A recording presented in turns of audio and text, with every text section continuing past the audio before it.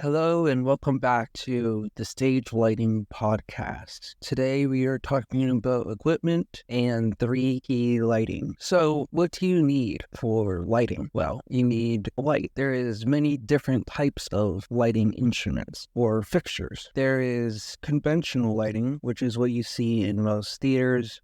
These types of light usually don't change color or move. Basically, there is one control, on and off, like a dimmer switch in your household. There are a few key lighting fixtures that we're going to talk about. The first is an ellipsoidal fixture, which most lighting designers call source 4. These have a mirror inside that, depending on the angle, it will change the field of light on the stage. For example, if a light has a 19-degree angle, it will have a very small field of light. If it has a 50-degree angle, it will have a very large field of light. In most theaters, they use a mixture between 26, 36, and 50 degree. On some lights, they actually have a zoom, either from 15 to 30 or from 25 to 50. Also on these lights, they have something called shutters, which you can shape the form of the light. So you can make it a semicircle, a box, or even a spotlight. This will help shape and focus the eye on whatever subject or object you are trying to highlight. Source 4s also have a slot for a gobo. A gobo is a pattern that you can put in the light. These can make a city skyline or some tree foliage to set the mood. The next type of light is called Fresnel. Fresnel is a wider field of light with less amount of control. Unlike a source 4, a Fresnel only has the option to zoom. These lights are mainly used for a wash or a general light for the stage. The next type of light is called a par. A par is kind of like a Fresnel, but there is an even wider field of light. Pars were very recognizable in the 70s and 80s concert scene by its steel or metal outer shell. If you look at any of the concerts back in the 70s and 80s, you will see these pars. Pars are also used in the LED world of lighting. If you look at the Mega Hex par by ADJ or the Slim par by Shabe, these LED pars have been made very accessible to the average consumer by its cheap and accessible nature. Although these are cheaper, these can be a great option for a budget theater. This leads me into the next portion, which is intelligent lighting. Intelligent lighting has color changing abilities and a bunch of other attributes that you can use in order to enhance your production. Before you buy equipment, you should understand theory, specifically 3 key lighting. 3 key lighting consists of 3 different points of which you should light an actor. The first of which being the front. If you only have front light, then that person may look washed out or one-dimensional. The next is side lighting. Side lighting comes from the side, highlighting the side of their face and body. This can create a dramatic effect left alone. The last one is backlighting. Backlighting is highlighting the back of the head or the hair. This is separate from a hair light. A hair light is a top-down light. This can create something lighting designers call raccoon eyes, which makes a person look sick or evil. If you blend all of these together or apply each one of these lights to an actor, this makes for a nice, well-rounded light around an actor. Look at different theatrical productions to see if you can find each one of these key points. On the next episode of the Stage Lighting Podcast, we'll be looking at color and how it responds to different skin tones and different moods. Until next time, thank you for listening.